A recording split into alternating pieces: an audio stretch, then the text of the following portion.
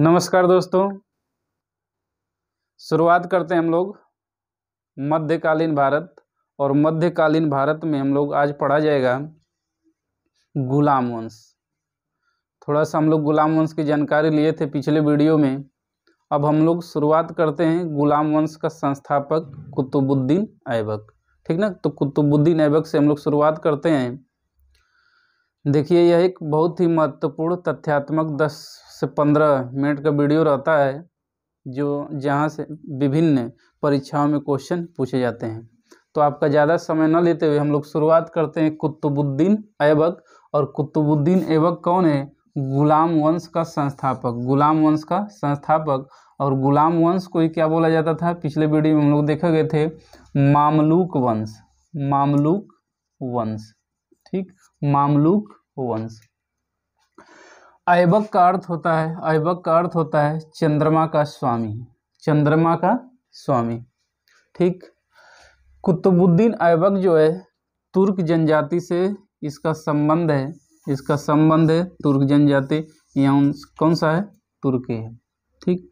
प्रारंभिक जीवन में देखा जाए तो काजी अजूज कूफी, काजी अजीज कूफी द्वारा इसे दास के रूप में खरीदा गया है। दास के रूप में खरीदा गया है, नौकर के रूप में खरीदा गया है।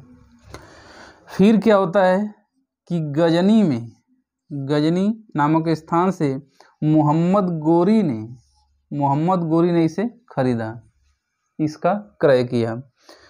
फिर मोहम्मद गोरी ने इसे आमिर ए आखुर के पद पर नियुक्त किया। आमिर ए आखुर नियुक्त किया, ठीक। तो कुतुबुद्दीन ऐबक के बारे में, गुलाम वंश का संस्थापक, तुर्क जनजाति से संबंध, इसे खरीदा गया किसके द्वारा? सबसे पहले काजी अजीज कूफी के द्वारा। फिर काजी अजीज कूफी, फिर मोहम्मद गोरी ने खरीदा गजनी में इसे इनके द्वारा, और इसे अपना घोड़े का सरदार बोलिए आमिर आखुर नियुक्त किया है, ठीक। आगे हम लोग देखते हैं।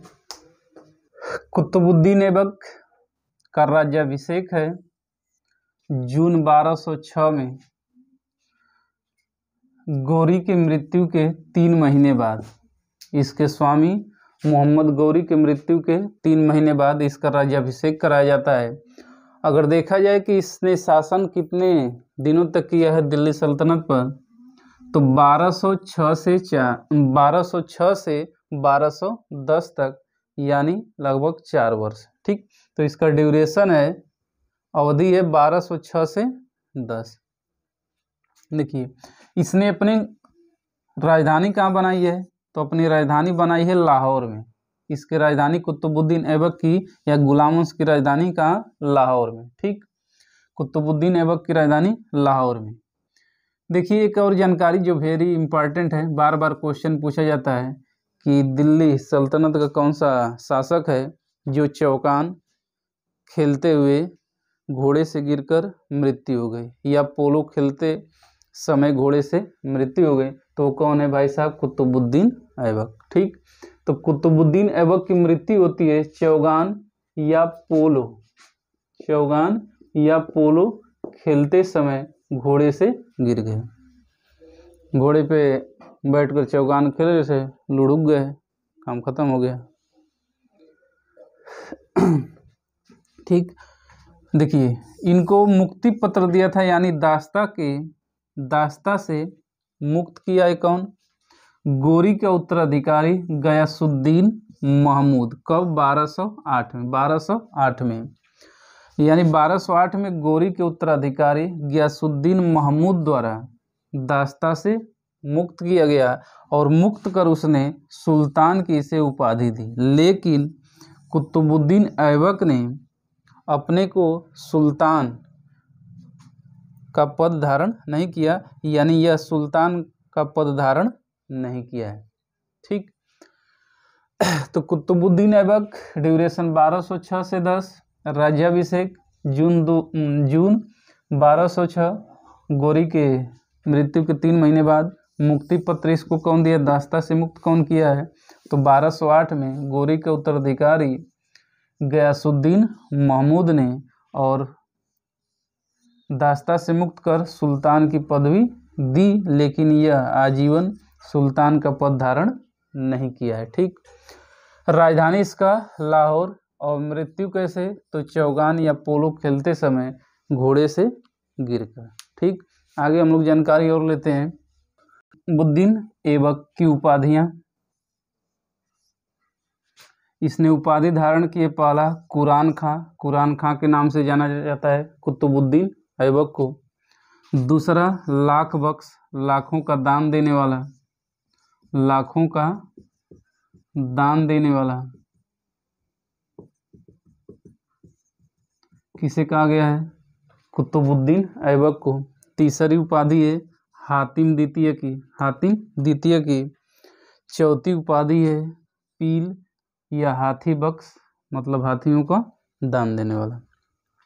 तो उपाधियों में कुरान खां, लाख बख्श जो क्वेश्चन पूछा गया है, हातिम द्वितीय और पील हाथी बख्श।